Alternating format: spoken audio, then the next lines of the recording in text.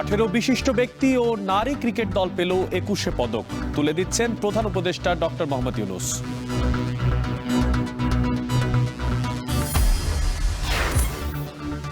17 বছর পর চাকরি ফিরে পাচ্ছেন 27তম বিসিএস এর বঞ্চিতরা।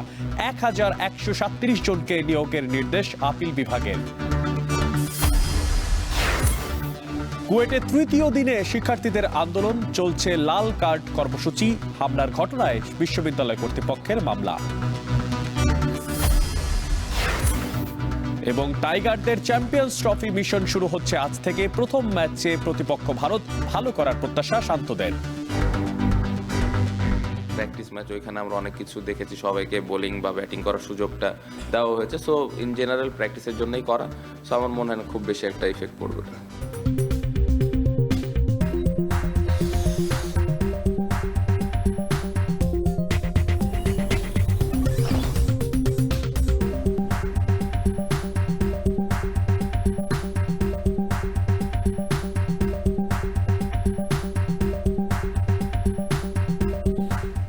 স্বাগত জানাচ্ছি এখন ঢাকায়। পুরো আয়োজনে আপনাদের সঙ্গে থাকছি আমি মশিউর অনিক। বিভিন্ন ক্ষেত্রে গুরুত্বপূর্ণ অবদানের স্বীকৃতি স্বরূপ হিসেবে 18 জন বিশিষ্ট ব্যক্তি ও নারী ফুটবল দলকে 21 পদক তুলে দিচ্ছেন প্রধান উপদেষ্টা ডক্টর মোহাম্মদ ইউনূস। রাজধানীর ওসমানী স্মৃতি মিলনায়তনে তাদের হাতে এই পদক তুলে দেওয়া হচ্ছে। এবছর চলচ্চিত্রে মরণোত্তর 21 পদক ভূষিত হয়েছেন আজিজুর রহমান, সঙ্গীতে ওস্তাদ নীরদ বরণ বড়ুয়া ও ফেরদৌস আরা, আলোকচিত্রে নাসির আলী মামুন এবং চিত্রকলায় 21 পদক পেয়েছেন রোকেয়া সুলতানা। সাংবাদিকতায় মরণোত্তর 21 পদকে ভূষিত করা হয়েছে প্রয়াত খ্যাতিমান সাংবাদিক মাহফুজুল্লাহকে। গবেষণায় 21 পদক পেয়েছেন মইদুল হাসান, শিক্ষায় ডক্টর নিয়াজ জামান। বিজ্ঞান ও প্রযুক্তিতে দলগতভাবে 21 পদক পেয়েছেন মেহেদি হাসান খান, রিফাত নবী, তানবিন ইসলাম, সিয়াম ও শাবাব মুস্তফা। এছাড়া সমাজ সেবায় মরণোত্তর 21 পদকে ভূষিত হয়েছেন মোহাম্মদ ইউসুফ চৌধুরী, ভাষা ও সাহিত্যে হেলাল হাফিজ ও শহীদুল জহির। সাংবাদিকতা ও মানবাধিকারে 21 পদক পেয়েছেন মাহমুদুর রহমান, সংস্কৃতি ও শিক্ষায় ডক্টর শহীদুল আলম এবং ক্রীড়ায় বাংলাদেশ জাতীয় নারী ফুটবল দল। ভাষা আন্দোলনের শহীদদের স্মরণে 1976 সাল থেকে প্রতি বছর 21 পদক প্রদান করে আসছে বাংলাদেশ সরকার। 21 পদক প্রদান অনুষ্ঠানে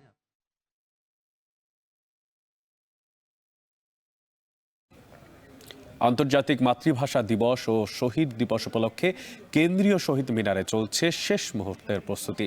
সেখানকার সবশেষ পরিস্থিতি জানানোর জন্য সেখান থেকে যুক্ত হচ্ছেন সহকর্মী সাজিদ আরাফাত। সাজিদ, আপনার কাছে জানতে চাই, রং তুলিতে আলপনা কাজ শেষ হয়েছে কিনা? প্রতি বছরই তো আমরা দেখি চমৎকার করে সাজানো হয় শ্রদ্ধা এবং সম্মানে। আর পাশাপাশি এবার কোনো বিশেষ থিম রাখা হয়েছে কিনা এই আয়োজনকে কেন্দ্র করে? কি তথ্য আছে আপনার কাছে?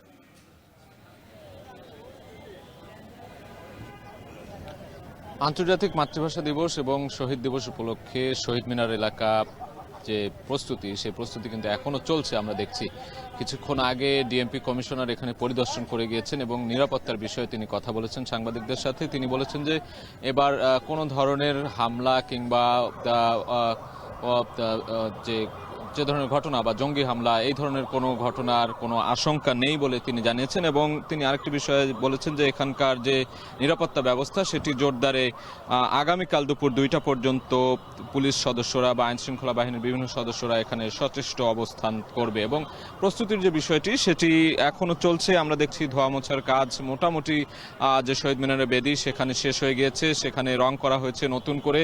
এবং এর চারপাশে যে কার্যক্রম, সেই কার্যক্রমগুলো কিন্তু এখনো চলছে। অর্থাৎ প্রতি বছর যেটি হয় যে চারুকলার শিক্ষার্থীরা এই আশেপাশের যে রাস্তা, যে দেয়ালগুলো রয়েছে সেখানে কিন্তু আলপনায় রাঙিয়ে তোলেন, সেই কাজগুলো আমরা দেখছি। হয়তো আমাদের ক্যামেরায় দেখতেই পাচ্ছেন যে এখানকার চারুকলার যে শিক্ষার্থীরা তারা এই যে পিচ ঢালা যে পথ, সেই পথটা যেন এক টুকরো ক্যানভাস হয়ে উঠেছে। সেই ক্যানভাসে কিন্তু রং তুলির শেষ আঁচড় তারা দিচ্ছেন এবং রাঙিয়ে তুলছেন। এই প্রস্তুতি আজ সন্ধ্যা পর্যন্ত চলবে। আমরা জানতে পেরেছি যে যতক্ষণ না পর্যন্ত শেষ হয় এই পুরো এলাকা, শহীদ মিনার এলাকার যে রাস্তাগুলো, সামনের রাস্তাটি এবং পাশে যে রাস্তাগুলো রয়েছে সেগুলো রং তুলি দিয়ে রং করা হচ্ছে এবং সবশেষ যে ধোয়া মোছার কাজ সেটিও প্রায় সম্পন্ন। এবং আগামীকাল প্রভাত ফেরির মাধ্যমে এখানে যে ফুল দিয়ে শহীদ বেদিতে ফুল দিয়ে শহীদ ভাষা শহীদদের যে শ্রদ্ধা যে স্মরণ করার যে কার্যক্রম সেটি শুরু হবে। তার আগে যে ধরনের প্রস্তুতি নেওয়া দরকার নিরাপত্তামূলক এবং এখানকার যে রং করা ধোয়া মোছা সব কিছুই কিন্তু এই মুহূর্তে চলছে শেষ মুহূর্তে, এবং নিরাপত্তার বিষয়টি নিয়েও কথা বলেছেন। এবং ঢাকা বিশ্ববিদ্যালয়ের যে প্রক্টর যিনি এই 21 ফেব্রুয়ারি যে উদযাপন পালন কমিটি সেই কমিটির মধ্য দিয়ে তিনিও কিন্তু কথা বলবেন এবং যেই প্রস্তুতির কাজগুলো চলছে সেই সম্পর্কে তিনি সবশেষ যে ব্রিফিং সেই ব্রিফিংটি করার কথা রয়েছে। হয়তো সেখান থেকেও আমরা সবশেষ তথ্য পাবো তার কাছ থেকে কথা বলার মাধ্যমে যে সবশেষ যে প্রস্তুতি আগামীকাল প্রধান উপদেষ্টা সহ রাষ্ট্রের গুরুত্বপূর্ণ ব্যক্তিবর্গ এবং সর্বস্তরের মানুষ এখানে এসে শ্রদ্ধা নিবেদন করবেন, ফুল দিয়ে শ্রদ্ধা জানাবেন এই শহীদ বেদিতে। তার যে আগে যে সমস্ত প্রস্তুতিমূলক কর্মকাণ্ড সেইগুলো এখন পর্যন্ত প্রায় সম্পন্ন। তো এই ছিল আমার কাছে শহীদ মিনার এলাকা থেকে সবশেষ খবর। আন্তর্জাতিক মাতৃভাষা দিবস এবং শহীদ দিবস উপলক্ষে কেন্দ্রীয় শহীদ মিনারে চলছে শেষ মুহূর্তের প্রস্তুতি, সে বিষয়ে সবশেষ জানাচ্ছিলেন সহকর্মী সাজিদ আরাফাত। 21 ফেব্রুয়ারি ঘিরে কোনো ধরনের জঙ্গি হামলার আশঙ্কা নেই বলে জানিয়েছেন ডিএমপি কমিশনার শেখ সাজ্জাদ আলী। সকালে কেন্দ্রীয় শহীদ মিনার এলাকা পরিদর্শন শেষে সাংবাদিকদের তিনি একথা বলেন। আন্তর্জাতিক মাতৃভাষা দিবস উপলক্ষে শেষ মুহূর্তের প্রস্তুতি ও নিরাপত্তা ব্যবস্থা দেখতে শহীদ মিনারের পরিদর্শনে আসেন ডিএমপি এই কমিশনার। এ সময় পুরো এলাকা ঘুরে দেখেছেন তিনি। পরে সাংবাদিকদের তিনি জানান শহীদ মিনারে কয়েক স্তরে নিরাপত্তার ব্যবস্থা নেওয়া হয়েছে। নিরাপত্তা পরিস্থিতি স্বাভাবিক উল্লেখ করে তিনি বলেন 21 ফেব্রুয়ারি দুপুর 2টা পর্যন্ত পুলিশ সদস্যরা শহীদ মিনার এলাকায় নিরাপত্তা দেবেন।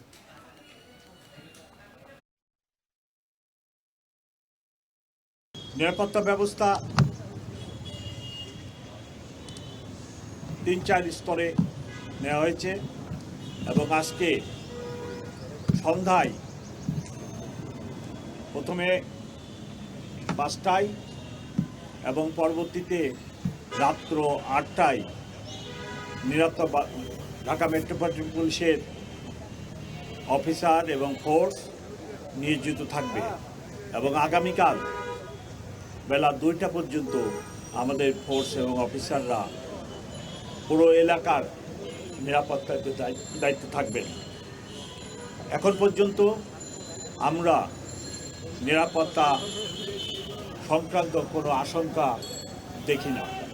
আরএফএল ওয়াটার পাম্পের অটো থার্মাল টেকনোলজি, যা বেশি হিটে নষ্ট হয় না, শতভাগ মসৃণ, ব্রাশ ইম্পেলার নিশ্চিত করে অধিক পানির flow. RFL water pump on করলে পানির তুফান। 27তম বিসিএস এ বঞ্চিত 1137 জনকে নিয়োগ দিতে নির্দেশ দিয়েছেন আপিল বিভাগ। বৃহস্পতিবার প্রধান বিচারপতি সৈয়দ রেফাত আহমেদের নেতৃত্বে 5 বিচারপতির আপিল বেঞ্চ এই আদেশ দেন। 2008 সালের 3 জুলাই 27তম বিসিএস এর প্রথম মৌখিক পরীক্ষা বাতিল করে হাইকোর্ট। পরবর্তীতে 2009 সালের 11 নভেম্বর দ্বিতীয় মৌখিক পরীক্ষাও বাতিল করে দেয় উচ্চ আদালত। পরে দুটি আদেশের বিরুদ্ধে আপিল করেন উত্তীর্ণ পরীক্ষার্থীরা। 2010 সালের 11 জুলাই আপিল বিভাগ দ্বিতীয় মৌখিক পরীক্ষাকে বৈধ বলে রায় দেন। ওই রায়ের রিভিউ আবেদনের লিভ টু আপিল মঞ্জুর করে নিয়োগ বঞ্চিত 1137 জনের পক্ষে রায় আসে।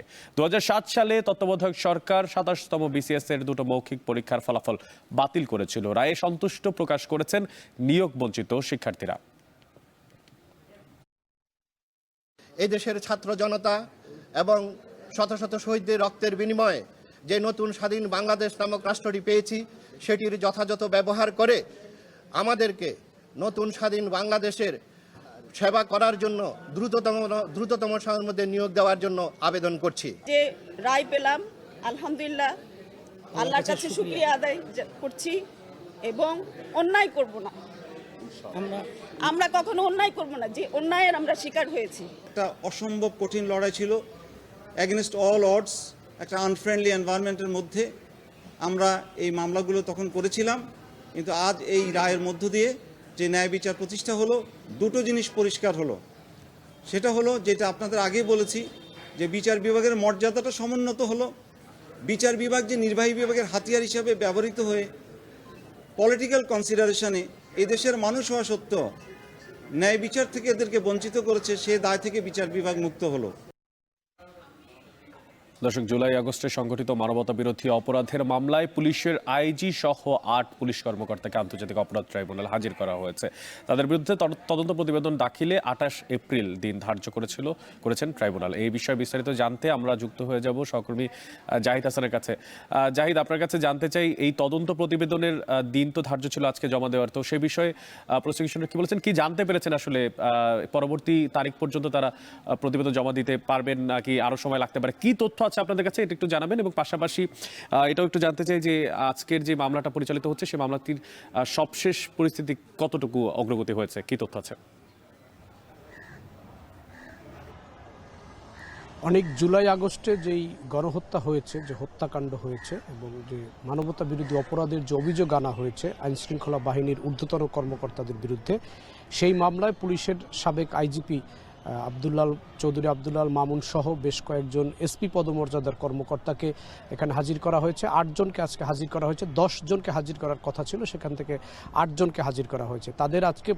তাদের বিরুদ্ধে যে অভিযোগ রয়েছে সেই অভিযোগের তদন্ত প্রতিবেদন আজকে দেওয়ার কথা ছিল, যদিও ট্রাইব্যুনাল আরও 2 মাস সময় নিয়েছে। অর্থাৎ এই মামলায় তদন্ত প্রতিবেদন দেওয়ার জন্য ট্রাইব্যুনাল আরও 2 মাস সময় বেঁধে দিল, অর্থাৎ 28 এপ্রিল, আগামী 28 এপ্রিলের মধ্যে বা এই তদন্ত প্রতিবেদন দিতে হবে। একই সঙ্গে সাবেক আইজিপি চৌধুরী আব্দুল্লাল মামুনকে ট্রাইব্যুনালের তদন্ত সংস্থা জিজ্ঞাসাবাদ করতে চায়।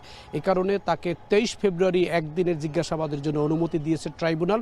এখন এই ট্রাইব্যুনালে 8 আসামি অবস্থান করছেন, তারা এখন ট্রাইব্যুনালের কাঠগড়ায় রয়েছেন এবং তাদের বিরুদ্ধে যে অভিযোগগুলো রয়েছে সেই অভিযোগগুলোর আংশিক যে তথ্যগুলো এবং যে অগ্রগতি প্রতিবেদনগুলো ট্রাইব্যুনালের হাতে এসে পৌঁছেছে, এই তদন্ত সংস্থা এখন পর্যন্ত যেই তথ্যপাত্র পেয়েছে তাদের বিরুদ্ধে, সেই বিষয়গুলো তারা আদালতের সামনে তুলে ধরছেন এবং পরবর্তীতে এই 8 জনকে আবার 28 এপ্রিল হাজির করতে হবে। এর মধ্যে ট্রাইব্যুনাল বা প্রসিকিউশন টিম যদি মনে করে তাদের কোনো আসামিকে এই ট্রাইব্যুনালে হাজির করা প্রয়োজন, তারা তাদের প্রয়োজন অনুসারে ট্রাইব্যুনালের কাছে আবেদনের সাপেক্ষে হয়তো তারা হাজির করতে পারবেন। আজকে 10 জনের হাজির হওয়ার কথা থাকলো, 8 জন হাজির হয়েছে এবং তাদের বিরুদ্ধে যে আনিত অভিযোগ, মানবতা বিরোধী যে অভিযোগ, সেই অভিযোগের উপরে শুনানি হয়েছে এবং তাদের অভিযোগের ভিত্তিতে যে তদন্ত চলছে, আন্তর্জাতিক অপরাধ ট্রাইব্যুনালের যে তদন্ত সংস্থা যেটি তদন্ত করছে, সেই তদন্ত সংস্থাকে তদন্ত শেষ করার জন্য বলা হয়েছে এবং 28 এপ্রিল তদন্ত প্রতিবেদন দেওয়ার জন্য ট্রাইব্যুনাল সময় বেঁধে দিয়েছেন। অনেক আন্তর্জাতিক অপরাধ ট্রাইব্যুনালে আজ হাজির করা হয়েছে আইনশৃঙ্খলা বাহিনীর 8 জন সাবেক সদস্যকে এবং তাদের যেই সে বিষয়ে সবশেষ জানাচ্ছিলেন সহকর্মী জাহিদ হাসান। খুলনা প্রকৌশল ও প্রযুক্তি বিশ্ববিদ্যালয়ে টানা 3য় দিনের মতো চলছে শিক্ষার্থীদের আন্দোলন, চলছে লাল কার্ড কর্মসূচি। এ বিষয়ে আরও জানাতে কুয়েট ক্যাম্পাস থেকে যুক্ত হচ্ছেন সহকর্মী রাবিব চৌধুরী। রাবিব চৌধুরী, জানতে চাই যে লাল কার্ড কর্মসূচি চলমান আছে, তো এই বিষয়ে সবশেষ পরিস্থিতি আপনার কাছে কি দেখতে পাচ্ছেন? আমি দেখতে পাচ্ছি যে অনেক ছাত্রছাত্রীরা লাল কার্ডে দাঁড়িয়েছে, তো এর পেছনে যে প্রতিপাদ্য বিষয় সেটা আপনার থেকে জানতে চাই। অনেক আসলে খুলনা যে এই কুয়েট ক্যাম্পাস আসলে এটি কিন্তু এখন লাল কার্ডে ছেয়ে গেছে। বিশেষ করে এখানকার যারা শিক্ষার্থীরা রয়েছেন তারা মূলত এই লাল কার্ড প্রদর্শন করছেন, কিন্তু তাদের উপর যারা হামলা করেছেন, তাদের এই হামলার সাথে যারা সহযোগিতায় ছিলেন এবং তাদের এই হামলার সাথে যারা জড়িত ছিলেন, প্রত্যেককেই তারা লাল কার্ড দেখানোর জন্যই কিন্তু আজকে এখানে এই দুর্বার বাংলার যে চত্বর রয়েছে সেই চত্বরে তারা সকলেই উপস্থিত হয়েছেন। এবং আমরা সকাল থেকেই দেখেছি যে সকালে কিন্তু 11টার পর থেকে এই দুর্বার চত্বরে সব ছাত্রছাত্রীরা আসতে শুরু করেন এবং এখানকার শিক্ষার্থীরা এসে কিন্তু তারা এখানে জড়ো হতে থাকেন এই বিক্ষোভের জন্য। এবং আজকে বেলা 11টার পর থেকেই কিন্তু তারা এখানে জড়ো হয়ে বিক্ষোভ করা শুরু করে এবং 12টা নাগাদ কিন্তু তারা এই বিক্ষোভে পূর্ণাঙ্গভাবে এই বিক্ষোভের মূল প্রতিবাদ্য সামনে এনে তারা কিন্তু বিক্ষোভ করা শুরু করেছে। তাদের এই বিক্ষোভ কিন্তু চলছে টানা 3 দিন ধরে এবং গত 2 দিনে কিন্তু তারা অনেক সারা দিনই কিন্তু রাত বলতে গেলে এই ক্যাম্পাসে বিক্ষোভ করেছেন শুধুমাত্র তাদের যে 6 দফা দাবি সেই দাবি পূরণের জন্য। এবং বিশ্ববিদ্যালয় সূত্রে আমরা যেটি জানতে পেরেছি যে গতকালকে কিন্তু সিন্ডিকেট একটি সভা হয়েছিল এই বিশ্ববিদ্যালয়ের এই শিক্ষার্থীদের উপর যে হামলা হয়েছে, তারপরে এখানকার শিক্ষার্থীরা যে দাবি জানিয়েছে 6 দফা দাবি, সেই দাবির উপর ভিত্তি করে কিন্তু একটি সিন্ডিকেট সভা হয়েছিল এবং সেই সভাতে বেশ কিছু সিদ্ধান্তও নেওয়া হয়েছিল। তার মধ্যে একটি হচ্ছে যে খুলনায় কিন্তু এই কুয়েটের শিক্ষার্থীদের উপর যারা হামলা করেছে তাদের বিরুদ্ধে 4 সদস্যের একটি তদন্ত কমিটি গঠন করা হয়েছে এবং 3 কর্মদিবসের মধ্যে তারা এই তদন্ত রিপোর্ট জমা দিবেন। এর পাশাপাশি এখানে যারা এই হামলার সাথে জড়িত তাদের বিরুদ্ধে আইনানুগ ব্যবস্থা নেওয়া হবে এবং এরই মধ্যে গতকাল সন্ধ্যায় কিন্তু এই যে হামলার সাথে যারা জড়িত তাদের বিরুদ্ধে কিন্তু একটি মামলা দায়ের করা হয়েছে। এখানকার একজন নিরাপত্তা কর্মী তিনি কিন্তু একটি মামলা করেছেন এখানকার যে খানজান আলী থানা রয়েছে সেখানে। মোটামুটি বললে চলে যে বিশ্ববিদ্যালয়ের যে ক্যাম্পাস গত 3 দিন ধরে কিন্তু বেশ উত্তাল অবস্থানে রয়েছে এবং সাধারণ শিক্ষার্থীরা যারা রয়েছেন তারা কিন্তু একেবারেই অনড় রয়েছেন, তাদের এই যে দাবি সেই দাবি পূরণের জন্য। এখানে শিক্ষক কর্মকর্তা যারা রয়েছেন তারা সকলেই এই যে আন্দোলন চলছে সেই আন্দোলনে কিন্তু ভিসি প্রভিসি সহ আরও আরেকজন যিনি ছাত্র বিষয়ক কল্যাণ পরিচালক ছিলেন তার পদত্যাগের দাবি কিন্তু তারা করছে। তো সব মিলিয়ে বললে চলে যে খুলনার কুয়েট ক্যাম্পাস এখন উত্তাল রয়েছে। তো এই ছিল আমার কাছে খুলনা থেকে সবশেষ খবর। রেড কার্ড স্লোগানে মুখর হয়ে উঠেছে খুলনা প্রকৌশল ও প্রযুক্তি বিশ্ববিদ্যালয় ক্যাম্পাস। টানা 3য় দিনের মতো আজ কর্মসূচি পালন করছে ছাত্ররা। সেখানে লাল কার্ড কর্মসূচি রেখেছেন তারা আজকে, যেখানে ছাত্র রাজনীতি চায় না বলেই স্লোগান দিচ্ছেন তারা। এবার মাতারবাড়ি গভীর সমুদ্র বন্দরের চ্যানেল প্রস্তুত থাকলেও এখনও টার্মিনালের কাজ শুরুই করা সম্ভব হয়নি, অথচ পলি জমে চ্যানেলের গভীরতা 20 মিটারে নেমে আসায় কয়লা বিদ্যুৎ কেন্দ্রের জাহাজ ভিড়তে সমস্যা হচ্ছে। তেমন আয়না থাকলেও এই যে 14 কিলোমিটার চ্যানেল তার রক্ষণাবেক্ষণে বছরে চট্টগ্রাম বন্দরের ব্যয় হচ্ছে প্রায় 500 কোটি টাকা। তাই কোল পাওয়ার জেনারেশন কোম্পানিকেও ড্রেজিংয়ের ব্যয় বহনে অংশীদার হতে নৌ পরিবহন মন্ত্রণালয়ে চিঠি পাঠিয়েছে বন্দর কর্তৃপক্ষ। সেই সঙ্গে কম খরচে চ্যানেল সচল রাখতে প্রথমবার খনন শুরু হয়েছে নিজস্ব ড্রেজার দিয়ে। বাকিটা জানাচ্ছে সহকর্মী হাজিরা শিউলি। কয়লা ভিত্তিক বিদ্যুৎ কেন্দ্রের চ্যানেল নির্মাণ ঘিরে 5 বছর আগে মাতারবাড়িতে দেশের প্রথম গভীর সমুদ্র বন্দর নির্মাণের উদ্যোগ নেওয়া হয়। গেল 4 বছরে 1200 মেগাওয়াটের বিদ্যুৎ কেন্দ্রের জন্য 14 কিলোমিটার দৈর্ঘ্যের চ্যানেল নির্মিত হলেও মূল টার্মিনালের কাজ এখনো শুরু হয়নি। তবে প্রতি মাসে গড়ে 63,000 টন ধারণ ক্ষমতার 4 থেকে 5টি কয়লাবাহী জাহাজ ভিড়ে এখানে। এ অবস্থায় অনেক জায়গায় চ্যানেলের গভীরতা 16 থেকে 10 মিটারে নেমে আসায় ব্যাহত হচ্ছে কয়লাবাহী বড় জাহাজ চলাচল। 2023 সালের সেপ্টেম্বরে মাতারবাড়ি গভীর সমুদ্র বন্দরের 14 কিলোমিটার দৈর্ঘ্যের এই চ্যানেলটি আনুষ্ঠানিকভাবে চট্টগ্রাম বন্দর কর্তৃপক্ষের কাছে হস্তান্তর করে কোল পাওয়ার জেনারেশন কোম্পানি। এরপর গত 1 বছরে এই চ্যানেল আর খনন হয়নি, অথচ এরই মধ্যে এই চ্যানেলে পলি জমেছে প্রায় 8 মিলিয়ন ঘনফুট। এ অবস্থায় চ্যানেল সচল রেখে জাহাজ চলাচল নির্বিঘ্ন রাখতে প্রথমবারের মতো ড্রেজার জাহাজে খনক দিয়ে খনন শুরু করেছে চট্টগ্রাম বন্দর। নিজের দুবাহু প্রসারিত করে সমুদ্র থেকে প্রতি ঘন্টায় প্রায় 2,500 ঘনমিটার বালি ও পলি টেনে তুলছে এই খনক জাহাজ। যদিও 34 বছরের পুরনো এই ড্রেজার দিয়ে খনন কাজ কতটুকু সফল হবে সেটি সময়ই বলে দেবে। এর আগে শুধু কর্ণফুলী নদীতে ড্রেজিং করত খনক। 6 বছর বিকল থাকার পরে 20 কোটি টাকায় মেরামত শেষে 2024-এ কর্ণফুলী নদী খননে পুনরায় যুক্ত হয় খনক। কয়েকবার ট্রায়ালের পর রোববার থেকে মাতারবাড়িতে গভীর সমুদ্রে ড্রেজিংয়ে খনক কাজ শুরু করেছে। এই জাহাজ দিয়ে বর্ষা মৌসুমের আগেই মাতারবাড়ি চ্যানেলের নাব্যতা 13 মিটারে বাড়াতে চায় চট্টগ্রাম বন্দর। যদি গভীরতা কমে যায় আমাদের বড় জাহাজ আসতে অবশ্যই এক ধরনের সমস্যা সৃষ্টি হবে। তো আমরা চেষ্টা করছি যে যেন আমাদের সেই যে টার্গেট যেটা সেই 16 মিটার গভীরতা যেন আমরা ধরে রাখতে পারি, সেজন্য আমরা চেষ্টা চালিয়ে যাচ্ছি। গভীর সমুদ্র বন্দরের বাণিজ্যিক যাত্রার আগ পর্যন্ত চ্যানেলটি রক্ষণাবেক্ষণের দায়িত্ব চট্টগ্রাম বন্দরের। সমীক্ষা অনুযায়ী চ্যানেল খননে 4 বছরে ব্যয় হবে 2,500 কোটি টাকা। চ্যানেল নির্মাণের 9,000 কোটি টাকার দেনার সাথে এই হাতির খোরাক যোগানো এখন বন্দরের জন্য বড় বোঝা। তাই ব্যয় শেয়ারের ভাগ কোল পাওয়ার জেনারেশন কোম্পানিকে দিতে নৌ পরিবহন মন্ত্রণালয়ে প্রস্তাবনা পাঠিয়েছে বন্দর। সেই সঙ্গে নিজস্ব ড্রেজার ব্যবহার করে খনন ব্যয় 35 কোটি টাকা করার টার্গেট তাদের। এখনো পর্যন্ত বন্দরে ফুল অপারেশন শুরু হয়নি, তো সীমিত যেহেতু আয়, তো আমরা আমাদের মিনিমাম খরচের মাধ্যমে ম্যাক্সিমাম আউটপুটের চেষ্টা করছি। তো তারপরেও এটার যদি আমরা ফুল ক্যাপাসিটিতে যদি এটাকে ডিজাইন অনুযায়ী মেনটেন করতে চাই, তাহলে যে খরচের ব্যাপারটা আছে সেটা আমরা ঊর্ধ্বতন কর্তৃপক্ষকে জানিয়েছি। সংশ্লিষ্টরা বলছেন, গভীর সমুদ্র ড্রেজিংয়ে প্রথম পর্যায়ে খননে বেগ পেতে হচ্ছে। প্রতিটি ট্রিপে 9 দিনে খনন করা হবে 1 লাখ ঘনমিটার পলি। প্রয়োজনীয় মেইনটেনেন্স করে এটি নিয়মিত খনন চালিয়ে যাবে। তবে চ্যানেল খননের জন্য একটি ড্রেজারই যথেষ্ট নয় বলে মনে করেন সংশ্লিষ্টরা। তাই আরেকটি নতুন ড্রেজার কিনতে প্রকল্প নিচ্ছে বন্দর। এখানে সবচেয়ে বড় জিনিস হচ্ছে মেইনটেনেন্স করা। কোনো ধরনের মেশিনারিজ ব্রেকডাউন হলে আমরা বন্দর থেকে অনেক দূরে থাকার কারণে এখানে মেইনটেনেন্সগুলোতে করতে আমাদের একটু বেগ পেতে হয়। একটা ড্রেজার দিয়ে যে পরিমাণ আমরা বালি তুলি, সেটা তুলে নেভিগেবল ওয়াটার করতে গেলে অনেক সময় লাগবে। এই জন্য এখানে আমার মতে এখানে আরও একটি ড্রেজার হলে ভালো হতো। 2020 সাল থেকে এই চ্যানেল ব্যবহার করে মাতারবাড়ি কয়লা বিদ্যুৎ কেন্দ্রের জেটিতে ভিড়েছে 157টি জাহাজ। এর বিপরীতে ট্রাকবোট সার্ভিস সহ নানা খাতে চট্টগ্রাম বন্দর 4 বছরে আয় করেছে মাত্র 20 কোটি টাকা। আর বন্দর নির্মাণের সম্ভাব্য ব্যয় ধরা হয়েছে 24,000 কোটি টাকা। ব্যবসায়ীদের মতে ট্রান্সশিপমেন্ট বন্দরের উপর নির্ভরতা ঘুচাবে মাতারবাড়ি গভীর সমুদ্র বন্দর। রফতানি পণ্য সরাসরি পৌঁছে যাবে ইউরোপ আমেরিকার বন্দরে।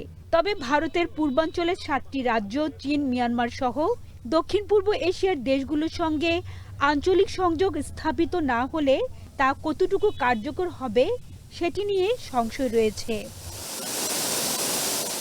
হাজার শিউলি, এখন, মাতারবাড়ি, কক্সবাজার। দর্শক, মতিঝিল আইডিয়াল স্কুল অ্যান্ড কলেজে তারুণ্যের উৎসবে কথা বলছেন জাতীয় নাগরিক কমিটির মুখ্য সংগঠক সার্জিস আলম। সরাসরি চলে যাচ্ছি সেখানে। শিক্ষকের যে একটি বিশাল আত্মসম্মান এবং আত্মমর্যাদার জায়গা রয়েছে, সেটিকে আপনারা প্রশ্নবিদ্ধ করবেন। তো এখানে আমাদের তরুণ প্রজন্মের যেমন দায়িত্ব রয়েছে, সরকার রাজনৈতিক দলগুলোর যেমন দায়িত্ব রয়েছে, আমাদের যারা সম্মানিত শিক্ষক সমাজ তাদেরও একটা গুরুত্বপূর্ণ দায়িত্ব রয়েছে। আমরা আপনাদেরকে একটা কথাই বলি, জুলাইয়ের অভ্যুত্থানে যারা ফ্যাসিস্টের দোসর ছিল তারা কিন্তু এখনো হারিয়ে যায়নি, হারিয়ে গেছে।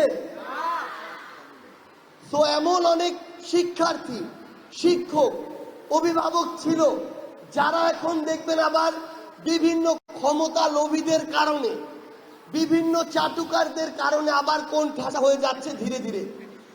আপনাদের সবাইকে ঐক্যবদ্ধভাবে তাদেরকে প্রোটেক্ট করতে হবে। একটা জিনিস মনে রাখবেন, আপনারা যদি ঐক্যবদ্ধ না থাকেন, আপনার আন্দোলনকারীদেরকে যদি প্রোটেক্ট না করেন, তাহলে আবার অন্য কেউ নতুন করে স্বৈরাচারী হয়ে ওঠার সুযোগ খুঁজবে। আমি এই তরুণ প্রজন্মকে শুধু একটা কথাই বলি, নতুন বাংলাদেশ একদম ফ্র্যাঙ্কলি যদি বলি, ক্ষমতাটাকে প্রত্যক্ষ এবং পরোক্ষভাবে সৌভাগ্যক্রমে বেশ কাছাকাছি থেকে দেখা হয়েছে। আজকে থেকে 1 বছর আগে কল্পনা করিনি যে মৃত্যুর পূর্বেও আমি এমন একটা জায়গায় থাকব। তো আমরা আমাদের জায়গা থেকে বিশ্বাস করি যে সৃষ্টিকর্তা সৌভাগ্যক্রমে আমাদেরকে এই জায়গায় দিয়েছেন এবং এটা আমাদের কাছে একটা আমানত। 1000 কোটি টাকার বিনিময়ে এই জায়গাটা অর্জন করা সম্ভব না। অনেকে জনগণের টাকা শত শত কোটি টাকা লুটপাট করেছে। শরীরে হাড় 206টা, কানাডায় বাড়ি বানিয়েছে 360টা। Motijheel ideal college, school and কলেজে তারুণ্যের উৎসবে কথা বলছিলেন জাতীয় নাগরিক কমিটির মুখ্য সংগঠক সার্জিস আলম। সরাসরি যুক্ত ছিলাম সেখান থেকে। জুলাই আগস্টে মানবতা বিরোধী অপরাধের মামলায় পুলিশের আইজি সহ 8 পুলিশ কর্মকর্তাকে আন্তর্জাতিক অপরাধ ট্রাইব্যুনালে হাজির করা হয়েছে। তাদের বিরুদ্ধে তদন্ত প্রতিবেদন দাখিলে 28 এপ্রিল দিন ধার্য করেছেন ট্রাইব্যুনাল। সেখানে চিফ প্রসিকিউটর কথা বলছেন, সরাসরি চলে যাব সেখানে। তিনি বলেছেন এই মোবাইল ফোন হারিয়ে গেছে। তার এই বক্তব্য সন্তোষজনক নয়, কারণ তিনি গ্রেপ্তার হওয়ার পূর্বে সেনানিবাসে ছিলেন বলে তিনি জানিয়েছেন। তারপরে তার মোবাইল ফোন থেকে তিনি সোশ্যাল মিডিয়াতে বক্তব্য দিয়েছেন 5ই আগস্টের পরে। সুতরাং তার এই মোবাইলে গুরুত্বপূর্ণ এভিডেন্স আছে, এটা আমাদেরকে যে কোনো মূল্যে পেতে হবে। আমাদের তদন্ত সংস্থা আপ্রাণ চেষ্টা করছেন কোথায় উনি রেখেছেন এই সব বিষয়ে তাকে জিজ্ঞাসাবাদ করতে হবে। এই জন্য কিন্তু আমরা তাকে ইন্টারোগেশনের জন্য চেয়েছি এবং প্রত্যেক আসামির মোবাইল থেকেই আসলে অনেক গুরুত্বপূর্ণ তথ্য পাওয়া যাবে। এই জন্য আমাদের কাছে এটা একটা অমূল্য সম্পদ। আজকে আমরা আরেকটা কথাও আপনাদের মাধ্যমে জাতির কাছে বলবো, যারা এই আসামিদের মাধ্যমে গুমের শিকার হয়েছিলেন তারা দয়া করে তাদের অভিযোগগুলো আমাদের তদন্ত সংস্থার কাছে অথবা আমাদের আন্তর্জাতিক অপরাধ ট্রাইব্যুনালের প্রসিকিউশনের কাছে নিয়ে আসুন নির্ভয়ে। বাংলাদেশ এখন স্বাধীন হয়েছে। অপরাধীদেরকে যাদের বিরুদ্ধেই প্রমাণ পাওয়া যাবে তাদের বিরুদ্ধে যথাযথ আইনগত ব্যবস্থা গ্রহণ করা হবে। যে কান্নায় তারা বছরের পর বছর গুমরে কেঁদেছেন তাদের কান্নার দিন অবসান হবে যদি তারা ট্রাইব্যুনালের কাছে এসে তাদের বক্তব্য দেন, বিচারের মুখোমুখি করেন অপরাধীদের। আমরা চাই অপরাধীদের বিচারের মাধ্যমে বাংলাদেশ কলঙ্কমুক্ত হোক এবং যারা গুমরে গুমরে কেঁদেছেন বছরের পর বছর তাদের কান্নার অবসান হোক। আমরা সেজন্য তাদেরকে এগিয়ে আসার জন্য আহ্বান জানাই। আমার একটা প্রশ্ন, সেটা হচ্ছে কি প্রশ্ন?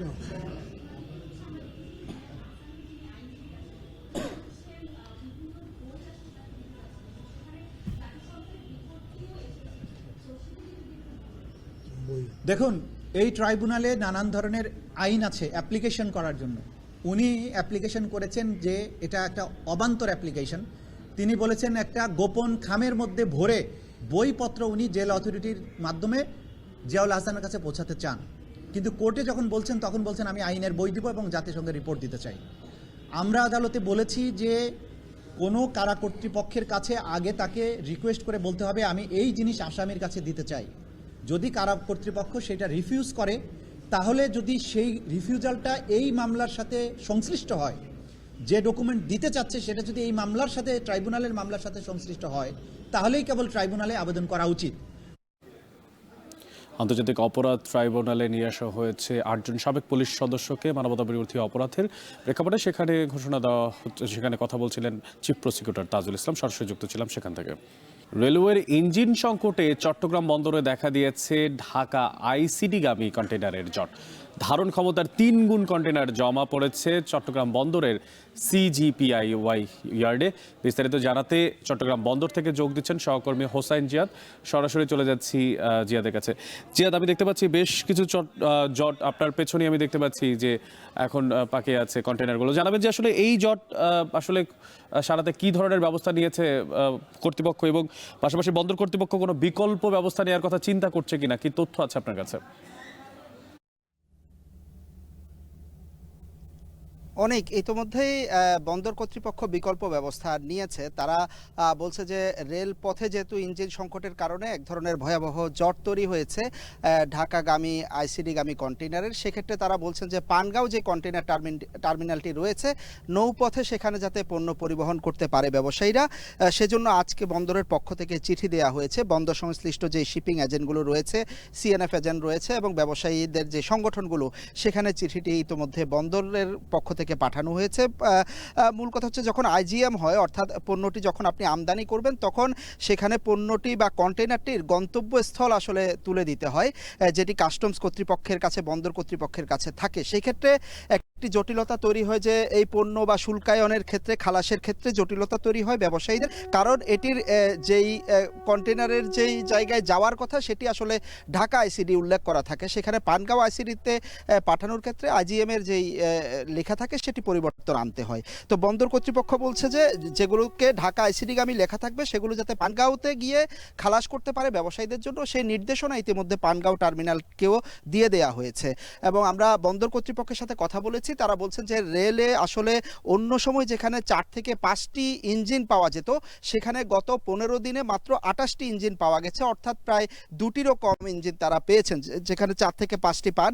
সে কারণেই মূলত এই মুহূর্তে 1511 টিউস কন্টেইনারের জট তৈরি হয়েছে, যেখানে ধারণ ক্ষমতা 876 টিউস। এর পাশাপাশি কিন্তু আরও 400 থেকে 500টি কন্টেইনার খালাসের অপেক্ষায় আছে বহির্নোঙরে, অর্থাৎ প্রায় 3 গুণ কন্টেইনারের একটি জট তৈরি হয়েছে। এবং বন্দর কর্তৃপক্ষ বলছে যে এর মধ্যে রমজানের যে ভোগ্যপণ্য সেগুলো থাকতে পারে, যার প্রভাব আসলে এক একটি কন্টেইনার থাকলে তাদেরকে বাড়তি মাসুল গুনতে হয়, ফলে এই লোকসানের ভার কিন্তু ব্যবসায়ী হয়ে শেষ পর্যন্ত ভোক্তার ঘাড়ে গিয়ে পড়ে। অনেক চট্টগ্রাম থেকে যুক্ত ছিলেন সহকর্মী হোসাইন জিয়াদ।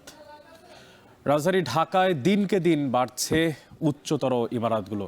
বলতে পারবেন শেষ কবে দম খুলে নিঃশ্বাস নেওয়ার সুযোগ হয়েছে? কেন যেন চাপা এক বদ্ধ পরিবেশ চারপাশে। পাল্লা দিয়ে কমছে যেন খোলা জায়গার পরিমাণ, আর যার সরাসরি প্রভাব পড়ছে নগরবাসীর মানসিক এবং শারীরিক স্বাস্থ্যে।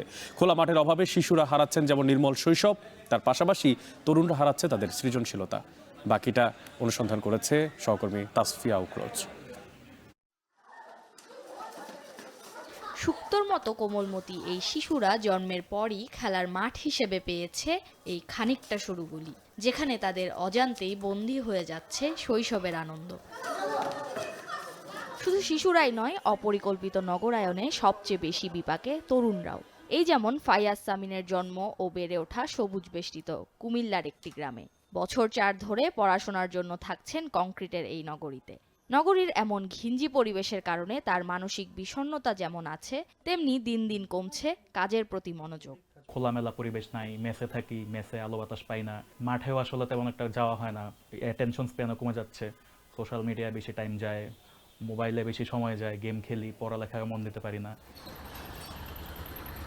বসবাসের অযোগ্য এই মেগা সিটিতে দিন দিন বেড়ে চলেছে বসত বাড়ির সংখ্যা, তবে তার ঠিক সাথেই কমে আসছে বাড়িগুলোর আয়তন। ফলে এর প্রভাব পড়ছে মানসিক স্বাস্থ্যের উপর। তাই প্রশ্ন থেকেই যায়, ঠিক কী ধরনের নগর পরিকল্পনার পরিবর্তন এই মানসিক স্বাস্থ্য ঝুঁকি কমিয়ে আনতে পারবে। এমন অবস্থা থেকে উত্তরণে মনোরোগ বিশেষজ্ঞদের পরামর্শ, মানসিক অবসন্নতা রোধে পুরোপুরি ভেন্টিলেশন যুক্ত বাসাবাড়ি নির্মাণ এবং শিশুদের জন্য খোলা মাঠ নিশ্চিত করার। যেখানে স্পেস কম, আলো বাতাস কম, দম নেওয়ার জায়গা কম, সেখানে কিন্তু ফোবিয়া মানে ভয় ভীতিরগুলি কিন্তু জায়গাটা বেশি। যারা যত বদ্ধ স্পেসে থাকবে তাদের কিন্তু মনোবিকাশের জায়গাটা কম হবে। অন্যদিকে এই নগর পরিকল্পনাবিদের পরামর্শ, পরিকল্পিত নগর গড়ার জন্য সবুজকে প্রাধান্য দেওয়ার পাশাপাশি ভূমি দখলের রাজনীতি থেকে বেরিয়ে আসার। যখন আপনার মানুষের জন্য সহানুভূতি থাকবে না, যখন মানুষের জন্য আপনার বিবেচনাবোধ থাকবে না, মানে তখন তো আপনার সহানুভূতি কেন, অনেক কিছু আপনার ইচ্ছা করবে না তখন দিতে। সংকটটা সমাধানে সবার চিন্তার ঐক্যটা দরকার। সবার আগে চিন্তার ঐক্য যদি থাকে, ঐক্য থাকলে ডেফিনেটলি তারা একসাথে তারা একটা ঐক্যবদ্ধ কোনো একটা উপায় খুঁজে বের করবে।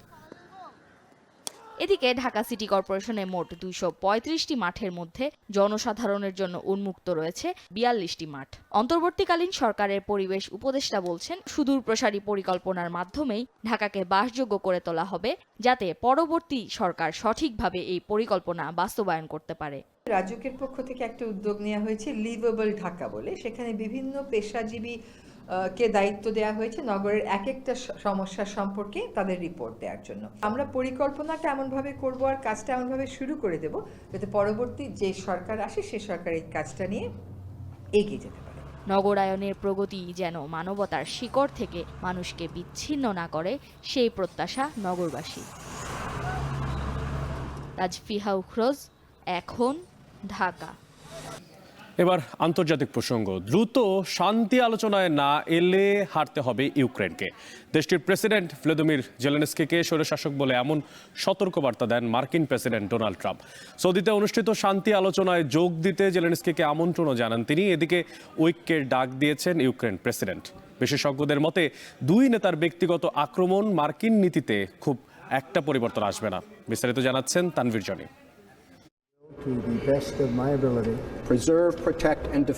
দ্বিতীয় মেয়াদে ক্ষমতায় এসেই গোটা বিশ্বকে নাড়িয়ে দিয়েছেন মার্কিন প্রেসিডেন্ট ডোনাল্ড ট্রাম্প। প্রতিশ্রুতি অনুযায়ী যুদ্ধ বন্ধে নিজের সক্ষমতারও প্রমাণ রেখেছেন তিনি। তারই উদ্যোগে প্রায় 3 বছর ধরে চলা রাশিয়া ইউক্রেন যুদ্ধ এখন আলোচনার টেবিলে। এরই ধারাবাহিকতায় দীর্ঘ সময় পর আবারও বরফ গলতে শুরু করেছে যুক্তরাষ্ট্র রাশিয়া সম্পর্কে। পুতিনের সঙ্গে ট্রাম্পের ঘনিষ্ঠতা বাড়লেও দূরত্ব বেড়েছে ইউক্রেন প্রেসিডেন্ট জেলেনস্কির সঙ্গে। কিয়েভের অনুপস্থিতিতে যুদ্ধবন্ধে রাশিয়ার সঙ্গে আলোচনায় দ্বন্দ্বের সূত্রপাত। সামাজিক যোগাযোগ মাধ্যমে এবার জেলেনস্কিকে স্বৈরশাসক বলে আক্রমণ করে বসলেন ট্রাম্প। প্রেসিডেন্টের মেয়াদ শেষেও নির্বাচন না দেয়ায় এই মন্তব্য করেন তিনি। এখানেই শেষ নয়, ট্রাম্প হুমকি দিয়েছেন দ্রুত শান্তি আলোচনায় না আসলে ইউক্রেনও হাতছাড়া হবে জেলেনস্কির। একদিনের ব্যবধানে ইউক্রেন প্রেসিডেন্ট ট্রাম্পের বিরাগভাজন হওয়ায় অবাক অনেকেই, যা ইউক্রেন সহ ইউরোপের ভবিষ্যৎকে শঙ্কিত করে তুলেছে। তবে ইউক্রেনের জন্য এখনও নিজের দুয়ার খোলা রেখেছেন ট্রাম্প। ফ্লোরিডার এক সংবাদ সম্মেলনে তিনি বলেন, জেলেনস্কি চাইলে সৌদি আরবে অনুষ্ঠিত শান্তি আলোচনায় রাশিয়ার সঙ্গে যোগ দিতে পারেন। Europe has failed to bring peace, and Zelensky probably maybe he wants to keep the gravy train going. I don't know what's the problem, but he hasn't been able. He's very upset that he wasn't invited. He could have come if he wanted to, but that he wasn't invited to Saudi Arabia. এদিকে president Zelensky সাহস ও ঐক্যের সঙ্গে ইউক্রেনবাসীদের এগিয়ে যাওয়ার আহ্বান জানান। যুক্তরাষ্ট্র ইউক্রেনের সফলতা চাই বলে দাবি করেন তিনি। На ногах я розраховую на українську єдність, на нашу українську хоробрість, на наші відносини з партнерами, на нашу єдність Європи і на прагматизм Америки. বিশ্লেষকদের মতে ট্রাম্প জেলেনস্কির ব্যক্তিগত দ্বন্দ্বে ফায়দা লুটতে পারেন রুশ প্রেসিডেন্ট ভ্লাদিমির পুতিন। ইউক্রেনের উপর রাশিয়ার নিয়ন্ত্রণ বাড়লে তা গোটা ইউরোপের জন্যই দুঃখ বয়ে আনবে বলে মত তাদের। 10 weeks ago, I'm not going to throw Ukraine to the wolves. Now, that doesn't mean he won't, but I think we've seen a pretty clear indication over the months, ever since Trump okayed the aid package to Ukraine in April of last year, that is not Trump's intention. এই অবস্থায় ইউরোপকে ভূ রাজনীতি ও অর্থনৈতিক অস্থিরতা থেকে জেগে ওঠার আহ্বান জানিয়েছেন গ্রিক প্রধানমন্ত্রী কিরিয়াকস মিৎসোতাকিস। তিনি বলেন, ইউরোপকে মার্কিন নির্ভরশীলতা কাটিয়ে উঠতে হবে। এদিকে জাতিসংঘের মুখপাত্র স্টিফেন ডুজারিক বলেছেন, ইউক্রেনে আগ্রাসন চালিয়ে রাশিয়া প্রথম যুদ্ধ শুরু করেছে। তানভীর জনি, এখন বিশ্ব। দর্শক, 21শে পদক প্রদান অনুষ্ঠানে কথা বলছেন প্রধান উপদেষ্টা ডক্টর মোহাম্মদ ইউনূস। সরাসরি চলে যাচ্ছি সেখানে। এইভাবে আসন নিয়েছে, তারা আমাদের জাতিকে বিশেষভাবে উদ্বুদ্ধ করছে, সেজন্য আমরা তাদের প্রতি কৃতজ্ঞ।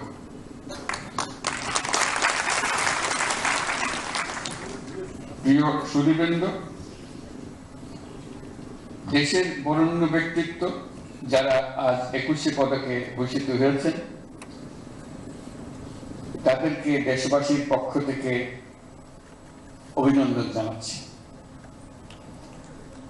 আপনাদের অবদানের জন্য জাতি বিশেষভাবে কৃতজ্ঞ। আপনারা জাতির পথ প্রদর্শক। আপনাদের অবদানে উদ্বুদ্ধ হয়ে জাতি দৃঢ় বিশ্বাসে জাতিপুঞ্জের মজলিসে ক্রমাগতভাবে উন্নততর অবস্থানে নিজেকে প্রতিষ্ঠিত করবে। গত বছরের 5ই আগস্ট ছাত্র শ্রমিক জনতার অভ্যুত্থানের মধ্য দিয়ে আমরা পেয়েছি এক নতুন বাংলাদেশ। এই বিজয়ের মধ্য দিয়ে সুযোগ এসছে এই নতুন বাংলাদেশ নির্মাণের। আজ এই পদক প্রদান অনুষ্ঠানে আমি গভীর শ্রদ্ধা করে স্মরণ করছি দেশমাতৃর জন্য বিভিন্ন লড়াই সংগ্রাম, 52 ভাষা আন্দোলন, 71-এর মহান মুক্তিযুদ্ধ এবং 24-এর গণ অভ্যুত্থানে যে সকল সাহসী ছাত্র শ্রমিক জনতা প্রাণ বিসর্জন দিয়েছেন এবং আহত হয়েছেন তাদের সকলকে। দেশের পরিবর্তিত পরিস্থিতিতে এবারের অমর একুশে নতুন তাৎপর্য নিয়ে আমাদের সামনে উপস্থিত হয়েছে। আমরা জানি 21শে ফেব্রুয়ারি আমাদের আত্মপরিচয়ের অবিনাশী স্মারক। আমাদের স্বাধিকার চেতনার প্রাণ প্রবাহ 21শে ফেব্রুয়ারি। 1952 সালের এই ফেব্রুয়ারি মাসেই রাষ্ট্রভাষা প্রশ্নে পাকিস্তানি শাসকদের চাপিয়ে দেওয়া অন্যায় সিদ্ধান্তের প্রতিবাদে রুখে দাঁড়িয়েছিল ছাত্র সমাজ। ঢাকার রাজপথে বুকে তাজা রক্ত ঢেলে বাংলা ভাষাকে রাষ্ট্রভাষা হিসেবে প্রতিষ্ঠিত করেছিল। এই ভাষা আন্দোলনের মধ্যে দিয়ে আমাদের স্বাধিকার চেতনার এক অবিশ্বাস্য জাগরণ সৃষ্টি হয়েছে। আমরা এখন অতীতের যে কোনো সময়ের চাইতে বেশি শক্তিশালী, উদ্যমী এবং সৃজনশীল। আমাদের তরুণ প্রজন্মের স্বপ্ন অতীতের যে কোনো প্রজন্মের স্বপ্নের চাইতে দুঃসাহসী। তারা যেমন নতুন বাংলাদেশ সৃষ্টি করতে চায়, তেমনি একই আত্মবিশ্বাসে নতুন পৃথিবীর সৃষ্টি করতে চায়।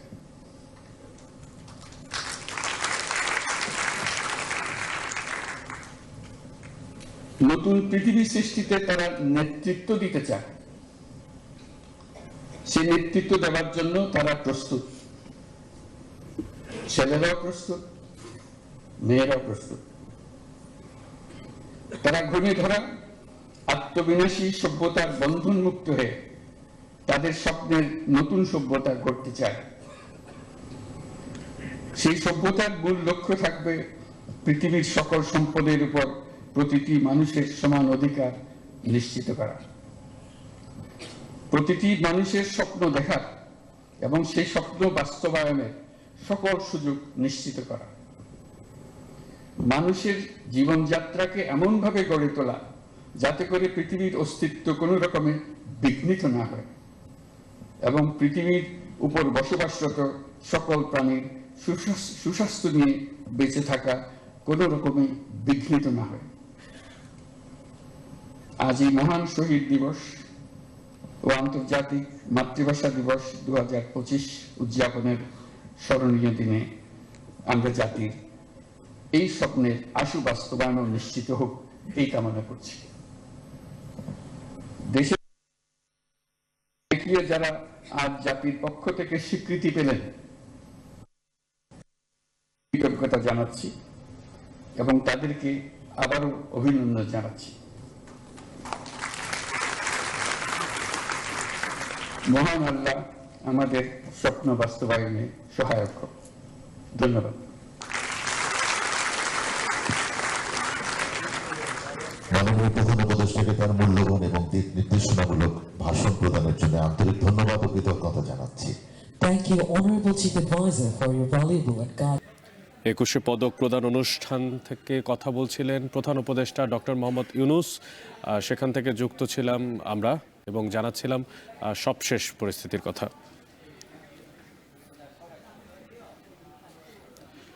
দর্শক, শেষ করছি এখন ঢাকা, তবে তার আগে জানিয়ে দিব শিরোনামগুলো আরও একবার। 18 ব্যক্তি ও নারী ফুটবল দলকে 21শে পদক দিলেন প্রধান উপদেষ্টা। দেশের জন্য কাজ করে যাওয়ার প্রত্যয় পুরস্কারপ্রাপ্তদের।